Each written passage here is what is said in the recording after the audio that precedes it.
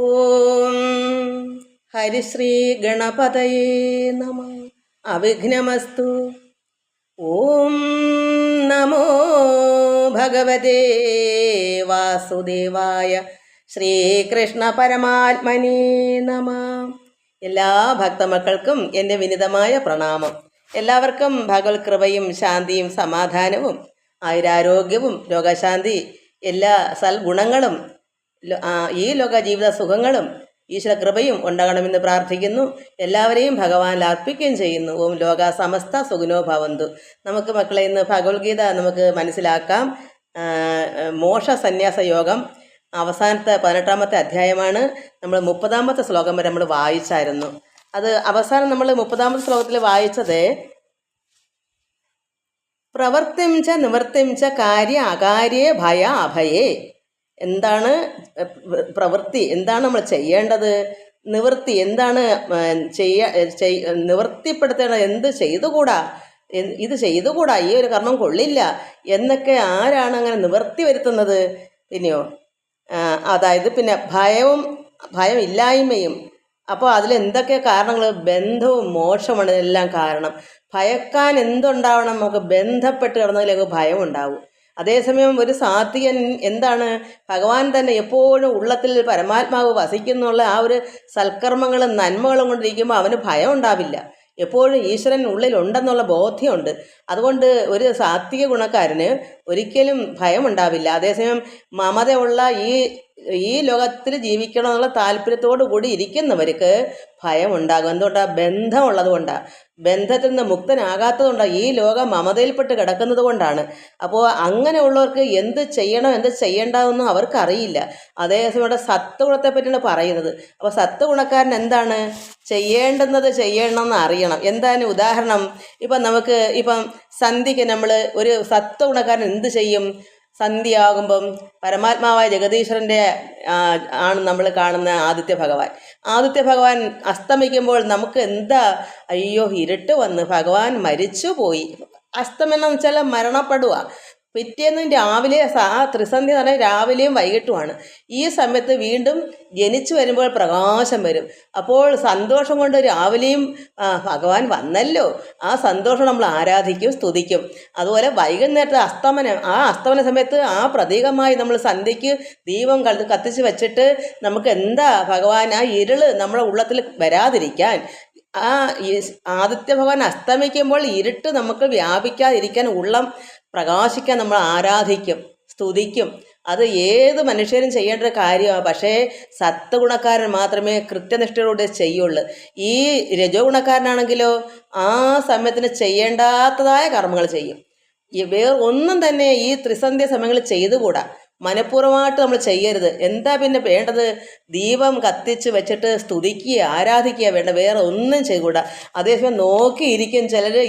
ഈ രജോഗുണമുള്ളവർ എങ്ങനെയാണെന്ന് വെച്ചാൽ സന്ധ്യ ആകുന്നവരെ പലതും പറഞ്ഞ് സമയം പോക്കി ഒരു വിളക്ക് കത്തിക്കുന്ന സമയമാകുമ്പം കുറേ ജോലികൾ അന്തരം തന്നെ, ഒന്നി അരിയാട്ടക്കം, അല്ലെങ്കിൽ അയ്യോ കുഞ്ഞിപ്പോൾ ഉറങ്ങിപ്പോവും, അവന് ചോറ് കൊടുക്കണം, കുട്ടിക്ക് ഇപ്പോൾ ഉറങ്ങിപ്പോകും എന്നും പറഞ്ഞ് ആ സമയത്തുവരെ കാത്തിരട്ട് ചെയ്തുകൂടാത്ത കർമ്മങ്ങൾ ചെയ്യും. ഒരു സത്വഗുണക്കാരൻ അത് ചെയ്യില്ല. അവനറിയാം എന്ത് ചെയ്യണം, എന്ത് ചെയ്തുകൂടാ. ഇവിടെ സത്വഗുണക്കാരൻ്റെ കാര്യമാണ്, സാത്വികൻ്റെ കാര്യമാണ് ഇവിടെ പറയുന്നത്. അപ്പോൾ സാത്വിക ഗുണക്കാരൻ മനഃപൂർവ്വം എന്ത് ചെയ്യും? ഭഗവാനെ ആരാധിക്കും. അപ്പോൾ ചെയ്യേണ്ടത് എന്താണ്? പ്രവൃത്തി.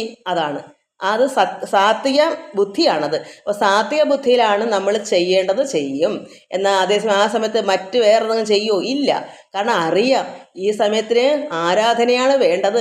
ദീപം കത്തിച്ച് ആരാധിക്കുക, ദീപാരാധന. ആ സമയം നമുക്ക് കാത്തു കെട്ടിയിരുന്ന് ആ സമയത്ത് ഒരു സാത്വിക ബുദ്ധിയുള്ളവൻ അങ്ങനെ ചെയ്യും. അതേസമയം സാത്വിക ബുദ്ധി അല്ലാത്തവരെന്ത് ചെയ്യും? നേരെ ഓപ്പോസിറ്റ്. അപ്പം എന്തൊക്കെയോ കുറേ കർമ്മങ്ങൾ. അത് എന്തിനാ? അത് മൂലാഷ്ടം കയറി വരാൻ കൊള്ളാം. നമുക്ക് ഇരുള് ഭഗവാൻ അസ്തമിക്കുമ്പോൾ അവിടെ ഇരുട്ട് കയറി മൂജാഷ്ട നമ്മുടെ ഭവനത്തിലോ നമ്മുടെ ഉള്ളിലോ ഒന്നും വരാതിരിക്കാൻ നമുക്ക് പ്രകാശമുള്ളതായി തീരുന്നതിനാണ്, ഉള്ളം പ്രകാശിക്കാനാണ് ആരാധിക്കുന്നതും. പുറമേ പ്രകാശം എന്താണ്? ആ പ്രതീകം വിളക്ക് കത്തിച്ച് വയ്ക്കുക.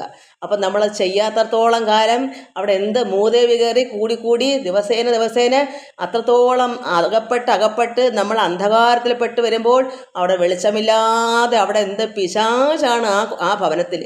ആ പിശാച് നല്ല സമയത്ത് പ്രവർത്തിക്കത്തില്ല. എല്ലായിടം കൂടി എല്ലാ മുക്കിലും മൂലെല്ലാം തിങ്ങി ഇരിക്കുമ്പോൾ ഒരു ദിവസം സമയദോഷം വരുമ്പോൾ എടുത്തങ്ങ് കവിട്ടും. ഒന്നിനു മീതെ എന്നും ആപത്തും ദുഃഖ ദുരിതങ്ങളായിട്ട് മാറും. നമുക്ക് ഒരു രക്ഷയും ഇല്ല. ഒരു ഒന്നൊന്നര രീതിയിലായിരിക്കും പ്രവർത്തിക്കുന്ന ഈ മൂജാഷ്ട, ഈ പിശാച്. കാര്യം എന്താണ്? എല്ലാ സാത്വികരും ചെയ്യുന്ന പോലെ ഈ രജോ ഗുണക്കാരും ചെയ്യാത്തത് കൊണ്ടാണ്. അപ്പോൾ ഒരു സാത്വികൻ എന്ത് ചെയ്യും? ഇവിടെ പറഞ്ഞേക്കുന്ന പ്രവൃത്തി എന്താണ്? നിവർത്തി എന്താണ്? പ്രവൃത്തി ചെയ്യേണ്ടുന്നത് ആ സമയത്ത് ചെയ്യേണ്ടത് ചെയ്യും. അവിടെ ചെയ്തുകൂടാത്തത് എന്താ വെച്ചാൽ ചെയ്യില്ല. ആ ഒരു വിവരം സാത്വികനുണ്ടാകും. അത് നമ്മൾ മനസ്സിലാക്കണം. അപ്പോൾ എന്തുകൊണ്ടാണ് ഇത് രണ്ടും രണ്ടായിട്ട് വരുന്നത്? സാത്വികൻ മോക്ഷത്തിലേക്ക് പോകുന്നവനാ, പരമാത്മാവിൽ ലയം പ്രാപിക്കുന്നവനാ. അവനറിയാം സന്ധ്യയ്ക്ക് ഇന്നതേ ചെയ്യാവൂ എന്ന് വിവരമുണ്ട്, ബുദ്ധിയുണ്ട്. അറിവില്ലായ്മ കൊണ്ട് അന്ധകാരത്തിൽ കിടക്കുന്ന ഈ രജോ ഗുണക്കാരൻ എന്ത് ചെയ്യും?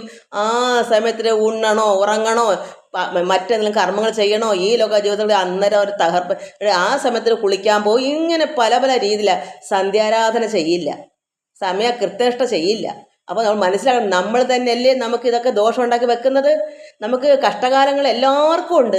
അത് നമുക്ക് അറിയാതെ അങ്ങ് പോകും, സന്തോഷമായിട്ട് അങ്ങ് പോകും. എന്തുകൊണ്ട്? ഭഗവാനെ സമയാസമയങ്ങൾ ചെയ്യേണ്ടതുപോലെ ചെയ്താൽ. ഒരു സാത്വിക ഗുണക്കാരൻ ഇതൊക്കെ പഠിക്കുന്ന അതിനാ, അങ്ങനെ ആകാനാ. രജോ ഗുണക്കാരൻ ഇത് പഠിക്കാത്തതുകൊണ്ട് എന്ത് നീചങ്ങളും ചെയ്തുകൊണ്ടിരിക്കും, അറിവില്ല. ഇപ്പം മനസ്സിലാക്കണമല്ലോ ഈ സാത്വിക ബുദ്ധി എന്താണെന്ന്. എന്ത് ചെയ്യണം, എന്ത് ചെയ്യണ്ട, ആ ചെയ്യേണ്ടതിനെ ചെയ്യുന്ന അതിൻ്റെ വഴിപ്രകാരം ചെയ്യുന്ന ഒരു സാത്വിക ഗുണമുള്ളവന് ഒന്നിനും ഭയക്കേണ്ടതായിട്ടില്ല. കാരണം എന്താ? അയാളെ അതായത് മൂജേഷ്ട അദ്ദേഹത്തിനെ പിടിക്കത്തില്ല, ഒരിക്കലും പിശാച അകപ്പെടുത്തത്തില്ല. എന്താ? എപ്പോഴും പ്രകാശമാണ്. ഭഗവാൻ അസ്തമിക്കുമ്പോൾ അദ്ദേഹത്തിന് അകം ഉണരും, ആരാധിക്കും, ചുറ്റിനും പ്രകാശം കത്തിച്ച് വെക്കും, വിളക്ക് കത്തിച്ച് വെക്കും. അപ്പം വെളിയിലും പ്രകാശം, ഉള്ളിലും പ്രകാശം. പിന്നെ എങ്ങനെ കയറി വരും ഈ പിശാച്? ഇതെത്ര പറഞ്ഞാലും ഇന്നുള്ള മക്കൾക്ക് അറിയില്ല. ദുഃഖ ദുരിതങ്ങൾ വരുമ്പോൾ ആരും താങ്ങാൻ കാണത്തില്ല. അതാണ് സത്യം. അപ്പോൾ തന്നെ ഇതെല്ലാം ദുഃഖ ദുരിതങ്ങൾ അനുഭവിച്ച് തീർത്തല്ലേ പറ്റൂ. അപ്പം നമ്മൾ എത്ര പറഞ്ഞാലും ഇത് അനുസരിക്കാത്ത മക്കൾ എന്ത് ചെയ്യും? അനുഭവിച്ചറിയുക, അത്രയേ ഉള്ളൂ. തന്നെത്താൻ അറിഞ്ഞില്ലെങ്കിൽ പിന്നെ താൻ അറിയുന്നുള്ളൊരു പഴമൊഴി ഉണ്ടല്ലോ. ഇതൊക്കെ തന്നെയാണ് നമുക്ക്. അത് കഴിഞ്ഞ പ്രാവശ്യത്തെ ബാക്കി എനിക്ക് ഇത്രയും പറയണമായിരുന്നു, അതുകൊണ്ട് അന്ന് അവസാനം എല്ലാം പറയില്ല. അതുപോലെ അന്നൊന്ന് ഓരോന്ന് മനസ്സിലാക്കി പറയുന്നില്ല. അപ്പോൾ ഇനിയിപ്പോൾ അടുത്ത പ്രാവശ്യം വേണമെങ്കിൽ ഇങ്ങനെ വന്ന് പറയില്ല, വേറെ രീതിയായിരിക്കും, പഠിച്ചു വെച്ച് പറയുന്നതല്ലല്ലോ. അപ്പോൾ ഇനി നമുക്ക് എന്ത് സാത്വിക ബുദ്ധി മനസ്സിലായേ എന്ത് എപ്പോൾ ചെയ്യണം. അതുകൊണ്ടാണ് നമുക്കത് മനസ്സിലാക്കി ചെയ്യണം. അത് ചെയ്യാത്തത് എന്തുകൊണ്ടാണ്? ബന്ധമുള്ളവർ ചെയ്യില്ല. ബന്ധം എന്താണ്? കെട്ട്. എൻ്റെയുള്ള മമതയുള്ളവർക്ക് ഇതൊന്നും വരത്തില്ല. അവർക്ക് എന്താണ്? ഈ ലോക ജീവിതമാണ് നല്ലതെന്ന് പറഞ്ഞ് ഇങ്ങനെ കെട്ടി കിടക്കും. വിളക്കും കത്തിക്കണ്ട സമയത്ത് അഥവാ ഒരു വിളക്ക് ആരെങ്കിലും കൊച്ചുങ്ങളെങ്ങാണെന്ന് കത്തിച്ചാലോ ഈ രക്ഷാർത്ഥങ്ങൾ തിരിഞ്ഞോലും നോക്കത്തില്ല. ഒരു പുരുഷനോ ഒരു പുരുഷിയോ അവിടെ ആ കുട്ടികളെ കൊണ്ട് ഏൽപ്പിച്ചാൽ പോലും അവർ വിളക്കിനമ്പി വരയാവട്ട്, എണീറ്റ് തൊഴുവായിട്ട് പ്രാർത്ഥിക്കാട്ട് ചെയ്യാത്ത ഒരുപാട് കുടുംബങ്ങളുണ്ട്. എങ്ങനെയെങ്കിലുമൊക്കെ കഴിഞ്ഞു കൂടുന്നത്. പിന്നെ എങ്ങനെ ദുഃഖ ദുരിതം ഉണ്ടാവാതിരിക്കും? അപ്പോൾ നമ്മൾ മനസ്സിലാക്കണം, ഞാൻ ഈ പറഞ്ഞ എന്തിനാന്ന് നിങ്ങൾ ശ്രദ്ധിച്ച് എനിക്ക് ആരോടും വിരോധമില്ല. എല്ലാവരും സുഖം ഭവിച്ച് പോകണം ഒറ്റ ചിന്ത കൊണ്ടാണ് പറയുന്നത്. അല്ല വേറെ ഒന്നും എനിക്ക് ഇതിൽ നിന്ന് ഒരു നേട്ടവും ഉണ്ടാവത്തില്ല. നിങ്ങൾ വിചാരിക്കുക എന്തിനാ ഇങ്ങനെ പറയുന്നത്? പറയാതിരിക്കുന്നത് എങ്ങനെയാണ്? ഒരമ്മയല്ലേ ഞാനും. ഒരമ്മയ്ക്ക് ഒരു മക്കൾ നശിക്കുമെന്ന് ഇഷ്ടാവൂ? ലോക സമസ്ത സുഖനോഭവ എല്ലാം എൻ്റെ മക്കൾ തന്നെയാണെന്ന് ഞാൻ കാണുന്നത്. ആരും വിഷമിക്കരുത്, ആരും ദുഃഖിക്കരുത്, അതുകൊണ്ട് ഇത് പറയുന്നു. അല്ലെങ്കിൽ എനിക്ക് എന്ത് നേടാനാ? ചിന്തിക്കൂ. നമുക്ക് ഒരു സാത്വികനായിട്ട് നമ്മൾ ജീവിക്കണം. സത്യം നിലനിൽക്കുന്നതാണ്. ഈ സത്യത്തിൻ്റെ മുകളിൽ തന്നെ വേറെ ഒന്നും ഓടത്തില്ല. അത് നമ്മൾ അതിലെ മുറുകെ പിടിക്കുക എന്ന് എനിക്ക് പറഞ്ഞുതരാൻ പറ്റൂ മക്കളെ. ഇനി നമുക്ക് 31ാമത്തെ ശ്ലോകം. രാജസ സ്വഭാവം. രാജസം വെച്ചാൽ ഞാൻ ഇതിന് ഓപ്പോസിറ്റ് പറഞ്ഞല്ലോ, അതൊക്കെ തന്നെയാണ്. അതായത് യയാധർമ്മ അധർമ്മം ച കാര്യം ച അകാര്യമേവ ച യഥാവൽ പ്രജാനാതി ബുദ്ധി സ പാർത്ഥ രാജസി. രജോ ഗുണക്കാരൻ എന്താണ്? അല്ലയോ, നേരത്തെ ഞാൻ അതിൽ കൂടെ എടുത്ത് പറയുന്നുണ്ട് രജോഗുണക്കാരൻ്റെ അവസ്ഥയും കൂടെ. അതൊക്കെ തന്നെയാണ്. എങ്കിൽ ഇതിൽ പറയാൻ നമുക്ക് മനസ്സിലാക്കാം. അല്ലയോ പാർത്ഥ, ധർമ്മം അധർമ്മം കാര്യം അകാര്യം എന്നിവയെ ശരിയായിട്ട് അല്ലാതെ അറിയുന്ന അറിവ് രാജസ സ്വഭാവത്തോടു കൂടിയാണ്. ഒരു കാര്യവും ശരിയായിട്ട് അറിഞ്ഞുകൂടാ, അവർക്ക് പഠിക്കത്തില്ല, ജ്ഞാനമില്ല, ബുദ്ധി എന്താണ് അത്രമാത്രം ഈ അവർക്ക് തോന്നുന്നതാണ് ശരി. അപ്പോൾ ധർമ്മം എന്താണെന്നോ അധർമ്മം എന്താണെന്നോ ഒരു വ്യക്തത ഇല്ലെങ്കിൽ ചെയ്യുന്ന മൊത്തം അധർമ്മമായ, കാരണം അത് മനഃപൂർവ്വം ചെയ്യുകയും ചെയ്യും. കാരണം രജോഗുണക്കാരന് ഒരു വിഷമവും ഇല്ല, അവർക്ക് ഭക്തിയോ ഈശ്വരനുള്ള ഭയമോ ഒന്നും ഇല്ലാത്തതുകൊണ്ട് എന്തും ചെയ്യും. അപ്പോൾ അതുകൊണ്ട് എന്താണ് ധർമ്മം, എന്താണ് അധർമ്മം, എന്താണ് ഒരു കാര്യം ചെയ്യുന്ന ഒരു കാര്യം, അതിന് അകാര്യം ചെയ്തുകൂടാത്ത ആ കാര്യം അകാര്യം എന്താണ്, ഇത് ശരിയായിട്ട് ഇത് അറിയില്ല. സാത്വികനാണെങ്കിൽ നല്ല ബുദ്ധിയാ, എന്ത് ചെയ്യണം എന്ത് ചെയ്തുകൂടാന്ന് നമ്മൾ നേരത്തെ പറഞ്ഞു. ആ ബുദ്ധി നന്നായിട്ട് അറിവുള്ളവനാ. അതുകൊണ്ടാണ് ഇന്ന സമയത്ത് ഇന്നതേ ചെയ്യാവൂ, സന്ധ്യാസമയത്ത് ഇന്നതേ ചെയ്യാവൂ, അങ്ങനെ ഓരോ കാര്യങ്ങളും ഇവിടെ പറയുന്നു. ധർമ്മം അധർമ്മം, എന്താണ് ധർമ്മം, അത് ചെയ്യണോ അത് ചെയ്യണ്ടായോ, അതോ തന്നെ അധർമ്മമാണോ ചെയ്യേണ്ടത്, ഇതിനെപ്പറ്റി യാതൊരു ശരിയായിട്ടൊരു അറിവില്ല. അതുകൊണ്ട് അങ്ങനെയുള്ള അറിവിനെ രാജസ സ്വഭാവത്തോട് കൂടിയതാണെന്ന് പറയും. നമുക്ക് ഇപ്പം നമുക്ക് ഒരു ഉദാഹരണം ഞാൻ പറയട്ടെ. ഇപ്പം നമ്മൾ ഒരു രജോ ഗുണക്കാരൻ വഴി നടന്ന് പോകുന്ന ബസ്സിൽ വെച്ചോ വഴിയാത്രയിൽ വെച്ചോ എന്തെങ്കിലും ഒന്ന് നമുക്ക് കൈ കിട്ടി, ഒരു മാല, ഒരു സ്വർണ്ണമാല കൈ കിട്ടി. അപ്പോൾ ആ സ്വർണ്ണമാല നമ്മൾ എന്ത് ചെയ്യും? രജോ ഗുണക്കാരൻ പെട്ടെന്ന് ഈ സ്വർണ്ണമാണെന്ന് പോലും ശ്രദ്ധിക്കുക, കിട്ടിയതിരിക്കട്ടെ എന്ന് പറഞ്ഞ് എന്ത് ചെയ്യും? ചിലപ്പോൾ അത് ഡ്യൂപ്ലിക്കേറ്റ് ആവാം, എങ്കിലും പോട്ടെ, ഒരു സ്വർണ്ണമാല തന്നെ ഒന്ന് കൂട്ടിക്കോ, അത് എടുത്ത് പെട്ടെന്ന് ആരെങ്കിലും കാണുമെന്നറിയാം പെട്ടെന്ന് കയ്യിൽ ഒളിപ്പിക്കും, ഒന്നേ ബാഗിലോ ഒക്കെ അങ്ങ് വയ്ക്കും. പക്ഷേ എന്തെങ്കിലും ഒരു ദയ അദ്ദേഹത്തിൻ്റെ ഉള്ളിലുണ്ടോ? ഈ രജോ ഗുണക്കാരന് അയ്യോ ഇത് ആരുടെ, നമുക്കൊക്കെ ആണെങ്കിൽ പെട്ടെന്ന് ചിന്ത, അയ്യോ ഇത് എനിക്ക് അനുഭവം, അങ്ങനെ എൻ്റെ മനസ്സിൽ എന്ത് തോന്നും? പെട്ടെന്ന് അയ്യോ ഇത് ആരോ ഇപ്പം എന്ത് വിഷമം അവരുടെ ഉള്ളിൽ, അയ്യോ എന്ത് കഷ്ടം അപ്പോൾ അവർ അനുഭവിക്കുന്നത് എന്നൊരു ചിന്ത നമുക്ക് ഒരു സത്വഗുണക്കാരന് തോന്നും. പക്ഷേ രജോ ഗുണക്കാരന് യാതൊരു കരുണയും ഇല്ല, പെട്ടെന്നെടുത്ത് ഒളിച്ചു വെച്ചിട്ട് എന്നാൽ തിരക്കി ആരും വന്നാലോ കാണിക്കത്തുമില്ല കൊടുക്കത്തുമില്ല. അപ്പോൾ അതിൻ്റെ മനസ്സിനകത്ത് എത്ര വിഷമമുണ്ടെന്ന് ചിന്തിക്കുന്നോ ഈ രജോ ഗുണക്കാരൻ? അത് കൊടുക്കത്തുമില്ല, പിന്നെയോ യാതൊരു വിഷമവുമില്ല. അപ്പോൾ മനസ്സിലാക്കണം, എന്താണ് ധർമ്മം അധർമ്മമല്ലേ കാണിച്ചത്. എന്തുകൊണ്ടാണ് രജോ ഗുണക്കാരൻ അധർമ്മം കാണിക്കുന്നത്? ഒന്നും തികയത്തില്ല, എങ്ങനെ കിട്ടിയാലും മതി, ആരുടെ കിട്ടിയാലും മതി, അവർ വിഷമിച്ചില്ല പോലും, ഇവിടെ ഒന്നും അറിയണ്ട, നമുക്ക് കിട്ടതിരിക്കട്ടെ. അപ്പോൾ സത്വഗുണക്കാരനാണോ രജോ ഗുണം? അപ്പോൾ രജോ ഗുണം ഇങ്ങനെയാ, എത്ര കിട്ടിയാലും ഒന്നുകൂടെ കളഞ്ഞ് കിട്ടണേ, ഇനി എനിക്ക് പോകുന്നവർക്ക് കിട്ടണേ എന്ന് പ്രാർത്ഥിക്കുന്നവരായിരിക്കും. മറ്റുള്ള ദുഃഖം അവർക്ക് അറിയേയില്ല. അയ്യോ അവിടെ ഉള്ളം പിടയ്ക്കുകയാണ്, ഒരു ദയവും ഇല്ല. അതാണ് രജോ ഗുണക്കാരൻ. പിന്നീട് നീ എന്താ പറയുക, കാര്യം അകാര്യം. അപ്പം അധർമ്മമാണ്, ധർമ്മം എന്താണ് അധർമ്മം എന്താണെന്ന് യാതൊരു പിടിയില്ലേ, എന്തും ചെയ്യുന്നതിന് യാതൊരു മടിയുമില്ലേ, ആര് വിഷമിക്കുള്ള ചിന്തയില്ല. എന്നിട്ട് ഇനി എന്താണ് ഒരു കാര്യം അകാര്യം. അപ്പോൾ കാര്യം അപ്പം നമുക്ക് ഇപ്പം ഒരു കാര്യം നമ്മൾ ചെയ്യുന്നത് ചെയ്യാമോ ചെയ്തുകൂടെയോ, ഇത് അകാര്യമായി വരുമോ? ഇപ്പം നമ്മൾ ഒരു ടൂറിന് പോയി, ഇന്ന് അപകടം പറ്റുന്ന മൊത്തം അങ്ങനെയാണല്ലോ. എന്തുകൊണ്ടാണ് രജോ ഗുണക്കാരൻ ഇങ്ങനെ വരാൻ കാരണം? സത്വഗുണക്കാരൻ ചിന്തിച്ചിട്ടേ എന്തും ചെയ്യൂ. ഇത് ചെയ്യാമോ ഇത് ചെയ്തുകൂടായോ എന്ന് ചിന്തിക്കും, ബുദ്ധിയുണ്ട്. അതാണ് സത്വഗുണമല്ലേ, ഉള്ള എപ്പോഴും അറിവല്ലേ നിറഞ്ഞിരിക്കും. എന്താണ് അറിവ്? അവനെ അപകടത്തിൽ ചാടാൻ പിന്നെ ആരെങ്കിലും വന്ന് ഇടിച്ചു തള്ളിയിടുന്നെങ്കിലേ ഉള്ളൂ, അല്ലാതെ അറിഞ്ഞും കൊണ്ടൊരു അപകടത്തിൽ പോവില്ല. കാരണം ഉള്ള എപ്പോഴും അറിഞ്ഞിരിക്കുന്നവനാ, പ്രകാശമുണ്ട്, അന്ധനല്ല, അന്ധകാരമില്ല. അപ്പം രജോ ഗുണക്കാരൻ എന്ത് ചെയ്യും? ഇപ്പോൾ ഒരു ടൂറിന് പോകുന്നു, നമ്മൾ എന്നും കേൾക്കുന്ന കാര്യങ്ങളാണ്. അപ്പോൾ ഒരു നദിയിലിറങ്ങി ഒന്ന് കുളിക്കണം, എന്ത് ചെയ്യും? രജോ ഗുണക്കാരനും സത്വഗുണക്കാരനും ഒക്കെ അതിലുണ്ട്. രജോ ഗുണക്കാരൻ എന്ത് ചെയ്യും? വെള്ളത്തിൻ്റെ ആഴവും അറിയണ്ട, ഒന്നും അറിയണ്ട, വന്ന വാക്കിന് ചാടി ഇറങ്ങി അങ്ങ് കുളിക്കും. അവിടെ ചുഴിയുണ്ടോ നോട്ടമില്ല, ഒരകത്ത് ഉള്ളത്തിൽ പ്രകാശമില്ലല്ലോ, ചിന്തിക്കത്തില്ലല്ലോ.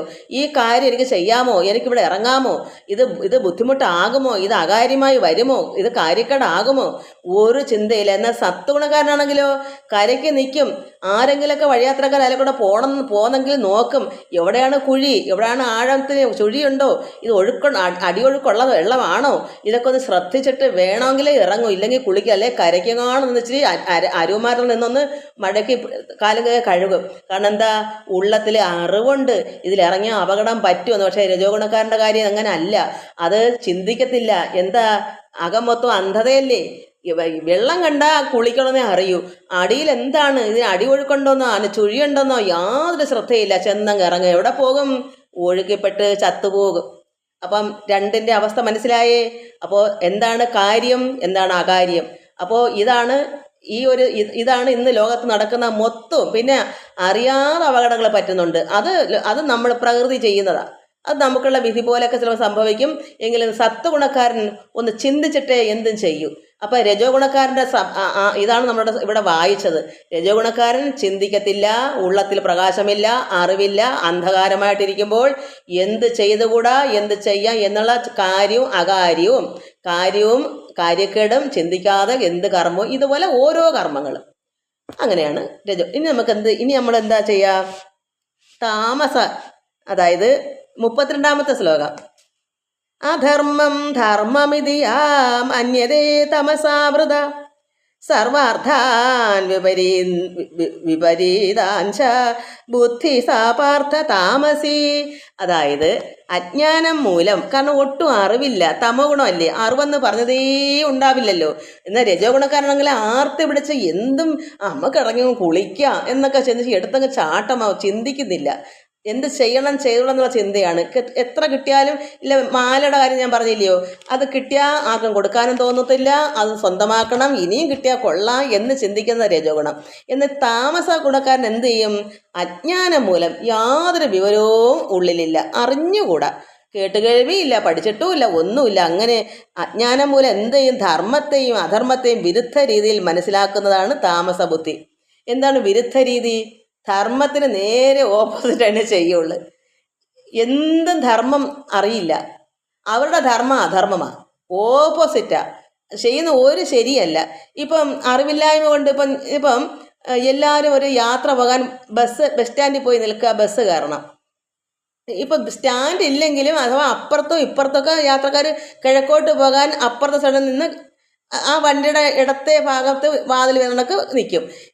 പടിഞ്ഞാറോട്ട് പോകണമെങ്കിൽ ഇങ്ങേ സൈഡിൽ പോയി നിൽക്കും. എന്നാൽ അറിവില്ലാത്തവരെന്ത് ചെയ്യും? അപ്പുറത്ത് നിൽക്കുന്നില്ല ആൾക്കാരെന്നാൽ അവിടെ പോയി നിൽക്കുന്നിട്ട് എന്ത് ചെയ്യും? വണ്ടി വരും. എങ്ങോട്ടാ? എല്ലാവരും കയറും, ഞാനും കയറുന്നു. കയറി പോകുമ്പം പടിഞ്ഞാറോട്ട് പോകേണ്ടത് എവിടോട്ട് പോകും? കിഴക്കോട്ട് പോകും. ഓപ്പോസിറ്റ് ആയില്ലേ? എന്തുകൊണ്ടാ? അറിഞ്ഞൂടാ. ബസ് സ്റ്റാൻഡ് അപ്പുറം ഇപ്പുറം നിൽക്കുന്ന കിഴക്കോട്ട് പോകാൻ ഉള്ള സൈഡല്ല, നമുക്ക് പടിഞ്ഞാറോട്ട് പോകാനുള്ളതാണ്. നമ്മൾ ഇപ്പുറം സൈഡ് നിൽക്കുന്നത് ചിന്തിക്കാനുള്ള കഴിവില്ല, ബുദ്ധിയില്ല, അത്രമാത്രം യാതൊരു ഒന്നും അറിയില്ല. ബസ്സിനകത്ത് കയറേണ്ട വകുപ്പൊന്നും അറിയാൻ വയ്യ. അപ്പോൾ നമ്മൾ എന്ത് ചെയ്യും? നേരെ പടിഞ്ഞാറോട്ട് പോകേണ്ടവൻ നേരെ കിഴക്കോട്ട് വിട്ടങ്ങ് പോകും. അപ്പം ചെന്നിറങ്ങുമ്പോഴോ, അയ്യോ ഞാൻ ഇവിടെ ആണല്ലേ വരേണ്ട, അല്ലല്ലേ, ചിന്തിച്ചാലും അവിടെ കിടന്ന് തപ്പി പിടിക്കാനേ പറ്റും. എന്തറിയാനാ? അവിടെ അതാണ് അന്ധകാരം. അതൊരു അന്ധകാരം തന്നെയാണ്. ഒരു വിവരം, ഒരു പരിചയമില്ലാത്ത നാട്ടിലായിരിക്കും ചെന്ന് ഇറങ്ങുന്നത്. എന്തുകൊണ്ടാണ്? അറിവില്ലായ്മ, അജ്ഞാനം, അറിഞ്ഞുകൂടാ. അപ്പോൾ കിഴക്കോട്ട് പോയാൽ എന്ത് വരും? അത് നമ്മുടെ സ്ഥലമല്ല. ഈ ബസ് എങ്ങോട്ടാണ് പോകേണ്ടത് വല്ലവരും ചോദിച്ചെങ്കിലും മനസ്സിലാക്കണ്ടേ? അതുമില്ല, ചോദിക്കാനുള്ള വിവരവും ഇല്ല, അറിവുമില്ല. ബസ്സിനകത്ത് നേരെ ഓപ്പോസിറ്റായിട്ട് കയറി അങ്ങ് പോകും. നോക്കുമ്പോൾ എന്താ, അപ്പുറത്തെ സൈഡിന് വണ്ടി വരുന്ന സമയം അവിടെ കുറേ ആളുകൾ നിൽക്കും. എനിക്കും അവിടെ പോയി നിൽക്കാം, ഞാനും വണ്ടി കയറാൻ നിൽക്കുന്നവനാണെന്നേ അറിയൂ. വണ്ടി വരുന്നു, കയറുന്നു, ബോർഡ് നോക്കാൻ അറിവില്ല, കിഴക്കെവിടാന്ന് അറിയില്ല, പടിഞ്ഞാറെവിടാന്ന് അറിയില്ല. അതുകൊണ്ട് പണ്ടൊക്കെ ഉള്ള ഇങ്ങനെ ആൾക്കാർ എന്ത് ചെയ്യും? ബസ്സിൽ കയറത്തേ ഇല്ല. പണ്ട് എൻ്റെയൊക്കെ കുട്ടിനാളി പൈസ ഇല്ലാത്തതുകൊണ്ടായിരിക്കാം, പക്ഷെ നടന്ന യാത്രയാ. വണ്ടി കയറാൻ ബോർഡും അറിയത്തില്ല, ഒന്നും അറിയില്ല. അതുകൊണ്ട് നടന്ന് എത്രമാത്രം താണ്ടി ആയിരിക്കും ഒരു സ്ഥലത്ത് പോകണത്. അന്ന് കാശും ഇല്ലാഞ്ഞിട്ടായിരിക്കാം.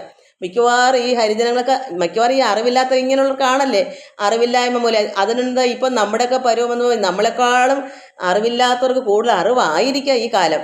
എങ്കിലും ഒരു ഉദാഹരണം പറഞ്ഞതാ. ഇന്ന് അക്ഷരങ്ങൾ അറിയാവുന്നവരാണല്ലോ കൂടുതലും, യാത്ര ചെയ്യുന്നവരാണ്. പക്ഷേ ഇതൊക്കെ ഒരു കാലത്ത് ഇങ്ങനെയൊക്കെയാണ്, നേരെ ഓപ്പോസിറ്റാണ്. ഇന്ന് അതിന് പകരം വേറെ ഓപ്പോസിറ്റ് കാണിക്കും. ഞാനൊരു ഉദാഹരണം പറഞ്ഞു എന്ന് മാത്രം.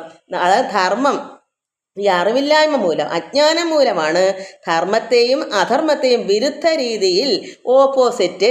അപ്പോൾ കിഴക്കോട്ട് പോകുന്നവൻ പടിഞ്ഞാറോട്ട് പോകും, പടിഞ്ഞാറോട്ട് പോകണമെന്ന് കിഴക്കോട്ട് പോകും. എല്ലാവരും കയറുന്ന വണ്ടി യാത്ര ചെയ്യാൻ നിൽക്കുന്നത് കണ്ട് അവിടോട്ട് പോയി എന്നിട്ട് അങ്ങ് കയറും. പട്ടാഭാഗ്യത്തിന് അന്നേരം ഇപ്പുറത്തോട്ടാണ് ആൾക്കാർ നിൽക്കുന്നതെങ്കിൽ എന്നാൽ ഇവിടെ കയറാം. ചിലപ്പോൾ ഭാഗ്യം ഉണ്ടെങ്കിൽ അയാൾക്ക് പോകേണ്ട സ്ഥലത്ത് എത്തുകയും ചെയ്യാം.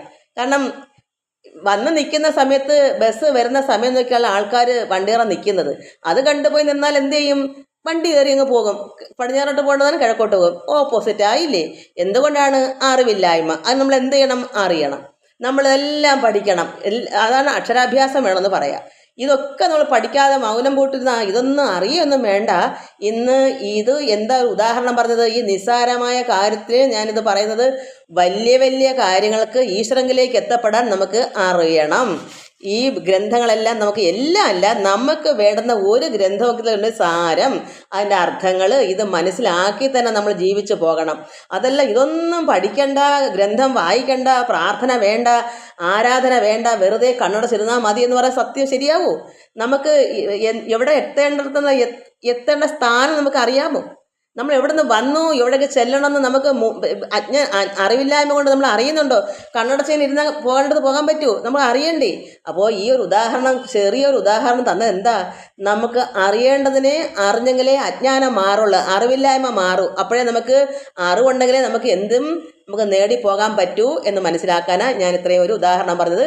ഒരു ബസ് യാത്ര കൊണ്ട് നമ്മൾ മനസ്സിലാക്കണം, ഏറ്റവും ചെറിയൊരു കാര്യമാണ് ഈ പറഞ്ഞത്. അത് വലിയ കാര്യങ്ങൾക്കും ഇത് തന്നെയാണ്. വലിയ കാര്യം എന്താണ്? നമ്മൾ എവിടുന്ന് വന്നു, എവിടേക്ക് ചെല്ലണം, അതിന് കണ്ണടച്ചിരുന്നാൽ പറ്റുമോ? നമുക്കൊക്കെ ഗ്രന്ഥങ്ങളൊക്കെ വായിച്ച് ജ്ഞാനം വർദ്ധിച്ച് ഭക്തിയും വർദ്ധിച്ച് നന്നായി സ്തുതിച്ച്, നമ്മുടെ ഹിന്ദുക്കൾക്ക് എന്താണ് ഭാഗവതം ഉടനീളം പറഞ്ഞേക്കുന്നത്? നല്ല നാമജപങ്ങൾ, ആരാധനകൾ, ഭക്തി, ഭഗവാനിൽ പ്രേമമാകുന്ന ഭക്തി വർദ്ധിക്കാൻ എപ്പോഴും ഭഗവാനെ സ്തുതിച്ചങ്ങളെ കിട്ടൂ. ഈശ്വരൻ്റെ സ്നേഹം, നമ്മളോടൊരു ഭക്തനെ എങ്ങനെ ഭഗവാൻ നമ്മളോട് സ്നേഹിക്കണം, നമ്മൾ അങ്ങോട്ട് എങ്ങനെ നിൽക്കുന്നു, നമ്മുടെ മനമലരാകുന്ന ആ മനസ്സ് ഭഗവാൻ അർപ്പിക്കുമ്പോഴാണ്. അത് എങ്ങനെ നന്നായി സ്തുതിക്കണം, ഭഗവാനെ വാഴ്ത്തണം, പുകഴ്ത്തണം. ഇങ്ങനെയാണ് നമുക്ക് ഭഗവാന്റെ സ്നേഹം കിട്ടും. നമ്മളെ ഒരു വാത്സല്യമായിട്ട് ഭഗവാൻ കാണണം. ഒരു മകനായിട്ട്, ഒരു മകളായിട്ട്, ഒരു ഭക്തനായിട്ട്, ഒരു ഭക്തയായിട്ടോ ഈശ്വരൻ നമ്മളെ അറിയണം. അതിനാണ് നമ്മൾ സ്തുതിക്കുന്നത്, അല്ല വേറൊന്നിനുമല്ല. നമ്മൾക്ക് ഒന്നാകണം, ഭഗവാൻ ലയം പ്രാപിക്കുന്നതിനാണ് ഈ അറിവും ഈ പ്രാർത്ഥനകളും ഒക്കെ. എന്നാലേ നമുക്ക് അതിൽ നിന്ന് നമുക്ക് ചെല്ലേണ്ടടുത്ത് ചെല്ലാൻ പറ്റൂ. ആ കിട്ടേണ്ടത് കിട്ടിയാൽ പിന്നെ യാതൊന്നിനും പിന്നെ ആഗ്രഹം ഉണ്ടാവില്ല. ഇവിടെ നമ്മൾ പറഞ്ഞ് മോക്ഷത്തിലേക്ക് കിടക്കുന്ന കാര്യം വരെ ഇവിടെ ഇപ്പം പറയേണ്ടത് എന്തായിരുന്നു? തമോ ഗുണക്കാരൻ്റെ കാര്യമാണ് പറഞ്ഞതെങ്കിലും ഇങ്ങനെ പറയാതിരുന്ന മക്കളെ നിങ്ങൾ എങ്ങനെ അറിയും? തമോ ഗുണക്കാരൻ ഇങ്ങനെ അജ്ഞത മൂലം ധർമ്മത്തെ ഓപ്പോസിറ്റ് ആകുന്നു. അപ്പം നമ്മൾ എന്തറിയാനാ? ഞാൻ ഇത്രയും പറയാതിരുന്ന നമുക്ക് മനസ്സിലാവൂ? അപ്പോൾ എന്താണ്? നമ്മളെല്ലാം പഠിക്കണം, അറിവ് നേടണം. അറിവില്ലാതെ ഒന്നും നടക്കത്തില്ല. അതാണ് അജ്ഞാനം മൂലമാണ് കിഴക്കോട്ട് പോകേണ്ടതിന് പടിഞ്ഞാറോട്ട് പോകുന്നത്, പടിഞ്ഞാറോട്ട് പോകേണ്ടതും കിഴക്കോട്ട് പോകുന്നത്. എന്തുകൊണ്ടാണ്? അറിഞ്ഞുകൂടാ, അറിവില്ലായ്മ. അതാണെന്ന് ലോകം മൊത്തവും ഈ ഒരൊറ്റ കാര്യമാണ്. അത് നമുക്ക് നേടണമെങ്കിൽ വിദ്യ തന്നെ വേണം. അത് പഠിക്കണം. ആത്മവിദ്യ വേണം, ലൗകികമായ വിദ്യയും വേണം. ഇത് രണ്ടും അതിനാ ഭഗവാനോട് വച്ചേക്കുന്നത്. ഒന്നും വേണ്ടാതല്ല, എല്ലാം വേണ്ടുന്നതാണ്. നമുക്ക് 33-ാമത്തെ ശ്ലോകം വായിക്കാം. ധൃത്യാധാരയതേ മനഃപ്രാണേന്ദ്രിയക്രിയ യോഗേനാവ്യഭിചാരിണ്യാ ധൃതി സാ പാർത്ഥ സാത്വികി. അർജുന, ഇതിൻ്റെ സംസ്കൃതമൊക്കെ ചിലപ്പോൾ ദീർഘങ്ങളൊക്കെ എവിടെയൊക്കെയാണെന്ന് എനിക്കറിയാം, ഒന്നുകൂടെ വായിക്കാൻ. ഇത് ഇപ്പോഴത്തെ ലിപി കിടക്കണക്ക് തന്നെ എത്തിയ എന്നുള്ളതും കിടക്കും, എത്തുക എന്നുള്ളതും കിടക്കും. അപ്പോൾ നമുക്ക് ധൃത്വമാണോ തൃത്യാണോ എന്ന് അറിയാൻ പറ്റാത്തൊരു രീതിയിലായ പുതിയ ലിപികൾ. നമുക്ക് തൃത്യാന്ന് വായിക്കാം. ധൃത്യാധാരയതേ മനഃപ്രാണേ ഇന്ദ്രിയ ക്രിയ യോഗേന വ്യഭിചാരിണ്യ അരണ്യ. അത് കൊടുക്കണമെന്നും അറിയാൻ വയ്യ. യോഗേനാവ്യഭിചാരിണ്യ ധൃതി സാ പാർത്ഥ സാത്വികി. ചില വാക്കുകൾക്ക് നമുക്ക് അർത്ഥം അറിയാത്തതുകൊണ്ട് നമുക്ക് അക്ഷരം നോക്കി പഠിച്ചാൽ ശരിയാവത്തില്ല. സംസ്കൃതം പഠിച്ചവർക്ക് തന്നെ ഇത് വായിച്ചെങ്കിലേ അതിൻ്റെ അപ്പം വ്യഭിച എന്നുള്ളത് വരത്തില്ല. കാരണം വ്യഭിചാരി എന്ന് വെച്ചാൽ വേറൊരു രീതിയാണ്. ഈ ലോകത്ത് അങ്ങനെ ഒരു അർത്ഥം ഇതിൽ വരത്തില്ല. അതുമല്ല, അതിൻ്റെ അർത്ഥത്തിൽ ഇത് കിടക്കുന്നുമില്ല. അപ്പോൾ അതിൻ്റെ സാരത്തിൽ നോക്കുമ്പോൾ അപ്പോൾ വ്യഭിച അരണ്യാന്നായിരിക്കും വരുന്നത്. യോഗേന അവ്യഭിചാരിണ്യ എന്നായിരിക്കാം. ഹൃതി സാ പാർത്ഥ സാത്യ, അല്ലെങ്കിൽ വ്യഭിചാരിണി എന്നായിപ്പോവും. ഒരിക്കലും ആ ഒരു വാക്ക് അതിൽ വരത്തില്ല. അതുകൊണ്ട് നമുക്ക് ബുദ്ധിപൂർവ്വം നമുക്ക് വേറൊരു വാക്കായിട്ട് തന്നെ വായിക്കണം. അവിടെ ധൃത്യാധാരയതേ മനഃപ്രാണേ ഇന്ദ്രിയ, മനസ്സ്, പ്രാണങ്ങൾ, ഇന്ദ്രിയങ്ങൾ, ക്രിയകർമ്മങ്ങൾ, യോഗേന അവ്യഭിചാരിണ്യ ധൃതി. അപ്പോൾ ച മാത്രം മാറ്റി പിടിക്കണം, വ്യഭിച എന്ന് പറഞ്ഞുകൂടാ. അപ്പോൾ ധൃതി സാ പാർത്ഥ സാത്വികി. സംസ്കൃതം നമുക്ക് എങ്ങനെയാണ് നമുക്ക് ഇതിനെ മനസ്സിലാക്കി നമുക്ക് ജീവിതമാർഗ്ഗം മുമ്പോട്ട് നമുക്ക് മലയാളം അതിൽ കിടപ്പുണ്ട്. പിന്നെ വെറുതെ ഒരു സ്തുതി ചൊല്ലുന്നതേ ഉള്ളൂ. നമുക്കിപ്പോൾ ഇത് പഠിച്ചിട്ട് ആരെയും പഠിപ്പിക്കണ്ടല്ലോ. സംസ്കൃതം പഠിപ്പിക്കേണ്ട കാര്യമില്ല, അത് വേണ്ടുന്നവർ പഠിച്ചോളും. പക്ഷേ നമുക്ക് ഇവിടെ എന്താ വേണ്ടത്? നമുക്ക് നമ്മുടെ പ്രവൃത്തിയിൽ എന്തൊക്കെ ആയി തീരണം, നമ്മൾ എങ്ങനെ ജീവിക്കണം, അത് നന്നായി മലയാളത്തിൽ നല്ല സാരം കിടപ്പുണ്ട്. നമുക്ക് അത് ഓർത്താൽ മതി. അർജുന, യോഗനിഷ്ഠയോടുകൂടിയ മനസ്സ്. അപ്പോൾ ഈ ഇത് പറയുന്നതിന് സാത്വികത ഇനി വീണ്ടും പറയാം. സാത്വികത്തെ പറ്റിയാണ് വീണ്ടും ഒന്നേന്ന് തുടങ്ങുക. സാത്വിക, രാജസ, താമസ. ഇപ്പം നമ്മൾ സാത്വികവും രാജസവും താമസവും നമ്മൾ പറഞ്ഞു. ഇനി വീണ്ടും നമുക്ക് സാത്വികത്തിൽ കിടക്കുവാണ്. അപ്പം ഒരു സാത്വികൻ്റെ ലക്ഷണം എന്താണ്? സാത്വിക ധാരണ. അർജുന, യോഗനിഷ്ഠയോടുകൂടിയ മനസ്സ്. എന്താണ് യോഗനിഷ്ഠയോടുകൂടിയ മനസ്സ്? എപ്പോഴും യോഗം ചെയ്തിരിക്കുന്ന നിഷ്ഠയോടുകൂടി. എന്താണ്? എന്തിലും ഏതിലും പരമാത്മാവിൽ തന്നെ നിഷ്ഠ. അതായത് ഈ കർമ്മം ചെയ്യുമ്പോഴായാലും മറ്റ് കർമ്മം ചെയ്യുമ്പോഴായാലും നമ്മുടെ നിഷ്ഠ എപ്പോഴും പരമാത്മാവിലേക്ക് യോഗം ചെയ്തിരിക്കുക, ആ ഭഗവാങ്ക ചേർന്നിരിക്കുക. അതായത് നമുക്ക് മനസ്സിനെ ഇന്ദ്രിയങ്ങളെല്ലാം ഒടുക്കി വധിച്ച ആളാണ്. അതാണ് നിഷ്ഠയോടുകൂടി ഇരിക്കാൻ പറ്റും, യോഗത്തിൽ തന്നെ ഇരിക്കാൻ പറ്റും. അങ്ങനെയുള്ളതാണ് സാത്വികം. അതുകൊണ്ട് അർജുന, യോഗനിഷ്ഠയോടുകൂടിയ ആ മനസ്സ് ഒരിക്കലും ഇളകാത്തതാണ്. എന്ത് മല മറിഞ്ഞു വരുന്നു പറഞ്ഞാലും ഇവിടെ ധ്യാനിച്ചാൽ ഇങ്ങനെ തന്നെ ഇരിക്കും നമ്മൾ. ആരെങ്കിലും പറയും അവിടെ മലതാ ഒഴുകി വരുന്നു, ഭൂകമ്പം വരുന്നു, എന്നാലും മനസ്സിന് ഇളക്കമില്ലാത്ത ഒരു യോഗി അതിൽ തന്നെ ഉറച്ചിരിക്കും. നമുക്ക് പോകേണ്ടതാണെങ്കിൽ നമ്മൾ പോയിരിക്കും. മല വന്നാലും വെള്ളപ്പൊക്കം വന്നാലും അവിടെ കുലുക്കമില്ല, ഇളക്കമില്ല. എന്താ? മനസ്സിനെ നിഗ്രഹിച്ച് ഇന്ദ്രിയങ്ങളെ നിഗ്രഹിച്ച് എപ്പോഴും ആത്മാവിൽ തന്നെ യോഗം ചെയ്തിരിക്കുക, നിഷ്ഠയായിട്ടിരിക്കുക. അവിടെ മല വന്നാലെന്താ, ഇരുൾ വന്നാലെന്താ, അല്ലെങ്കിൽ ഭൂകമ്പം വന്നാലെന്താ, ഒന്നുമില്ല. ഒരു നിഷ്ഠയോടുകൂടി ഇളകാത്ത മനസ്സെന്ന് പറയാൻ അങ്ങനെയാണ്. അതേസമയം മനസ്സിന് പരമാത്മ ചേർന്ന് ഇന്ദ്രിയങ്ങളെ വധിക്കാത്തൊരു വ്യക്തി രജോഗുണക്കാരനാണെങ്കിലോ പെട്ടെന്ന് പോകും. പെരയ്ക്കാത്തിരിക്കുന്ന എന്തെങ്കിലുമൊക്കെ എടുത്തും കൊണ്ട് പെട്ടെന്ന് വെളിയിൽ ചാടി രക്ഷപ്പെടാൻ നോക്കും. എന്നുവെച്ചാൽ ധനങ്ങളോ വല്ലതൊക്കെ ഇരിപ്പുണ്ട് പെക്ക അളിച്ചു വാരി എടുത്തും കൊണ്ട് ഓടും. എന്താ? അങ്ങനെ മനസ്സിന് ഓട്ടമാ, ചലിച്ചോണ്ട് ഓടുക. ഇനി എന്ത് ചെയ്യും എന്ന് കിട്ടിയതും വാരിക്കൊണ്ട് ഓടുന്ന ഒരു ഓട്ടം നമുക്ക് ഓർത്തു നോക്കണം. എന്നാൽ ഒരു ധ്യാനയോഗി, എപ്പോഴും ഭഗവാനത്തിലെ ഉറച്ചു നിൽക്കുന്നൊരു യോഗിക്ക് ഒരിളക്കവും വരത്തില്ല, ഒരു വിഷമവും ഉണ്ടാവില്ല. അവിടെ അദ്ദേഹത്തിന് എന്ത് വന്നാലും മനസ്സിനെ പരമാത്മ ലയം പ്രാപിച്ച എന്താ പോകേണ്ടവനാണെങ്കിൽ പോകും. നമ്മുടെ ശരീരം വെടിയേണ്ടതാണെങ്കിൽ ആ സമയം അത് തന്നെ സംഭവിക്കും. പിന്നെ ഇളകിയിട്ട് എന്താ? അപ്പം നമ്മൾ എന്ത് വരും? നമ്മൾ പുറമേ നോക്കേണ്ട കാര്യമില്ല. നമ്മൾ ആ വെള്ളപ്പൊക്കമാണെന്നിരിക്കട്ടെ, ആ വെള്ളപ്പൊക്കത്തിൽ നമ്മൾ ശരീരം വെടിഞ്ഞാലും നമ്മുടെ ആത്മാവ് പരമാത്മ ലയിച്ചുകൊണ്ടിരിക്കുകയാണ്. അവിടെ പിന്നെ നരകത്തിൽ പോകുമോ? നമ്മൾ ആ പരമാത്മ ലയിക്കത്തില്ല. എങ്ങനെ ശരീരം വെടിഞ്ഞാലും ആ നിഷ്ഠയോടുകൂടിക്കുന്ന ആത്മാവിനെ എവിടെത്തും? ആ മൂല കാരണത്തിൽ തന്നെ ചെന്നെത്തും. അതാ യോഗിക്കറിയാം. ശരീരം എങ്ങനെയോ വെള്ളത്തിൽ മുങ്ങിച്ചാവോ എന്തോ ചെയ്തോട്ടെ, ശരീരം എങ്ങനെയോ പൊക്കോട്ടെ, പക്ഷേ അവിടെ ഉറച്ച മനസ്സാണ്, പരമാത്മാവാണ് അതിലിരിക്കുന്നത്. ആ ധൈര്യമാണ്. അവിടെ ഒരനക്കവും നിശ്ചലമായിരിക്കുക മനസ്സ്. ഇന്ദ്രിയങ്ങളെല്ലാം വധിച്ച് യാതൊന്നിലേക്ക് ശ്രദ്ധയില്ല. വെള്ളം വന്നാൽ നോക്കേണ്ട, ഭൂകമ്പം വന്നാൽ നോക്കേണ്ട, അത്ര എന്തെല്ലാം വന്നാലും ഭയങ്കര മേഘങ്ങൾ ഭയങ്കര തകർത്ത ഇടി വെട്ടിക്കൊണ്ടാലും ഈ ജ്ഞാനിക്ക് യാതൊരു ഭേദവും വരത്തില്ല. അവിടെ ഉറച്ച മനസ്സോട് തന്നെ ഇരിക്കും. അതാണ് ഒരു ജ്ഞാനി, ഒരു സാത്വികൻ. അപ്പോൾ നമ്മൾ മനസ്സിലാക്കണം, യോഗനിഷ്ഠയോടുകൂടിയ മനസ്സ് ഒരിക്കലും ഇളകാത്തതാണ്. ആ മനസ്സ്, പ്രാണൻ, ഇന്ദ്രിയങ്ങൾ എന്നിവയുടെ പ്രവൃത്തികളെ സ്വന്തം വരുതിയിൽ തന്നെ നിർത്തുന്നു. എന്താണ്?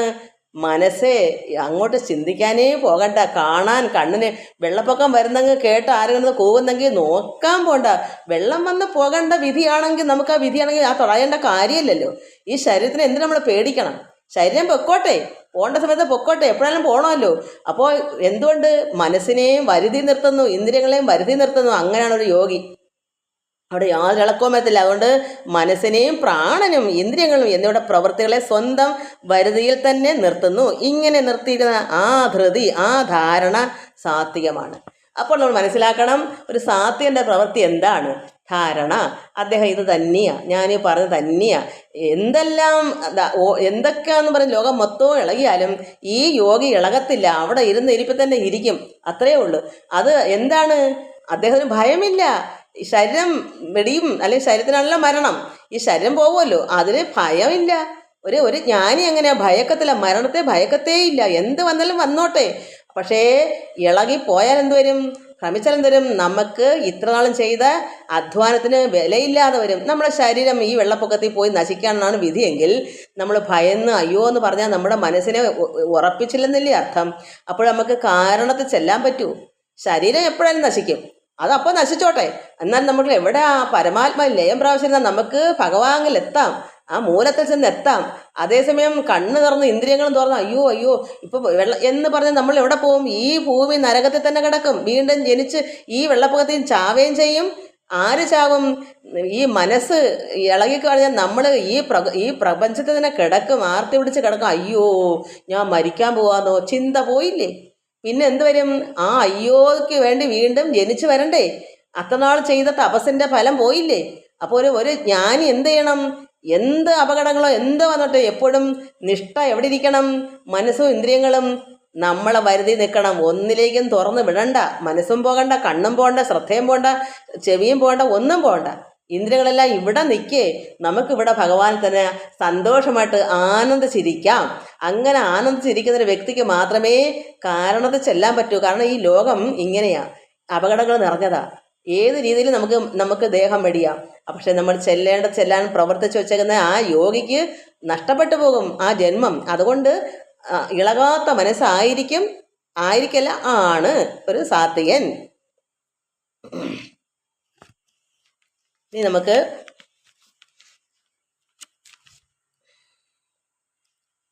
34-ാമത്തെ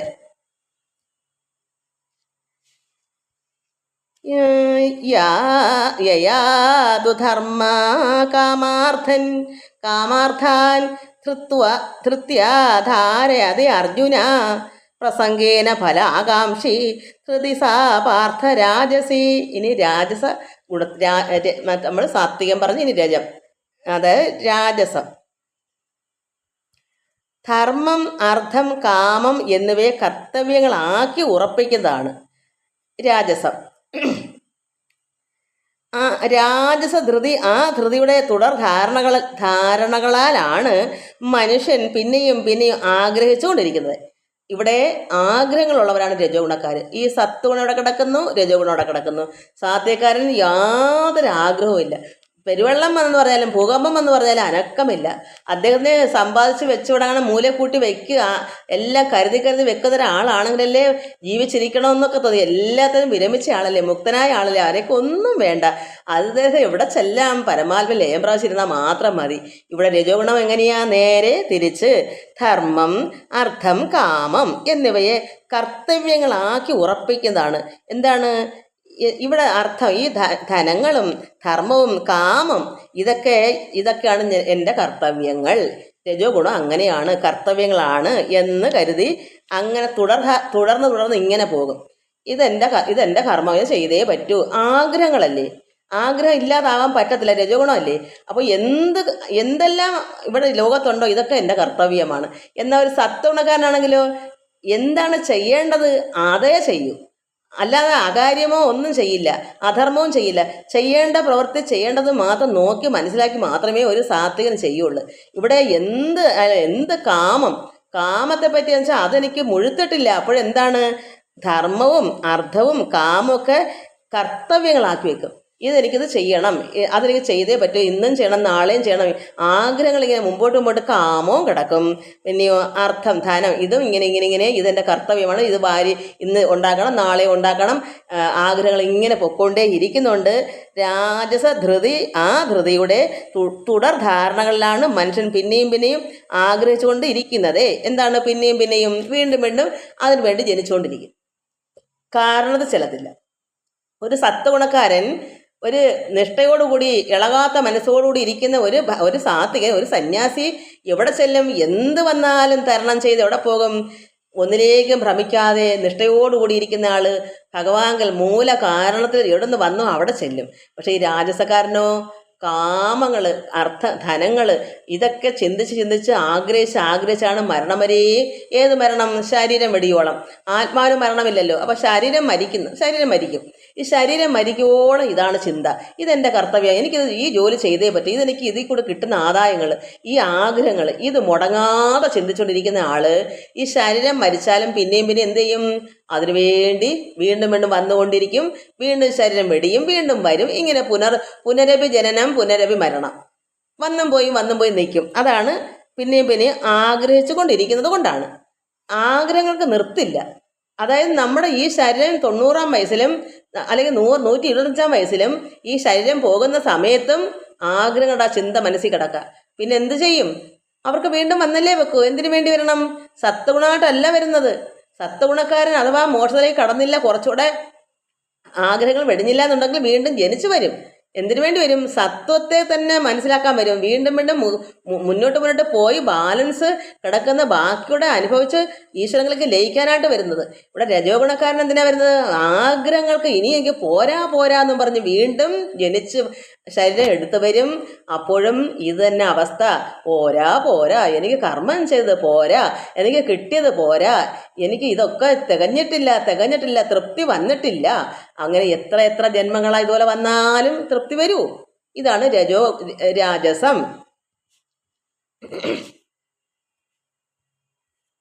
പിന്നെ ഇനി 35-ാമത്തെ ശ്ലോകം താമസി.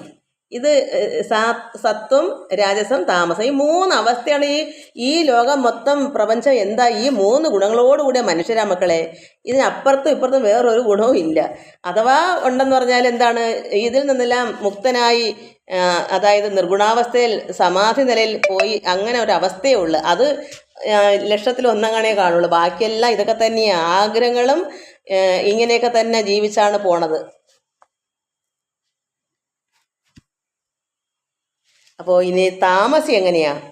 യയാ സ്വപ്നം ഭയം ശോകം വിഷാദം മദം ഏവച ന വിമുഞ്ചതി ദുർമേധ ധൃതി സാ പാർത്ഥ താമസി.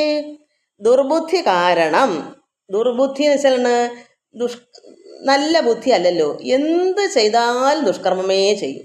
നല്ലതോ ഈ രജോഗുണക്കാരൻ്റെ കണക്കും അല്ല. രജോഗുണക്കാരൻ കുറേയൊക്കെ അധർമ്മങ്ങളൊക്കെ ഉണ്ടെന്നല്ലാതെ എല്ലാം അങ്ങ് ചെയ്യുന്ന മൊത്തവും ദുർബുദ്ധി ആവത്തില്ല.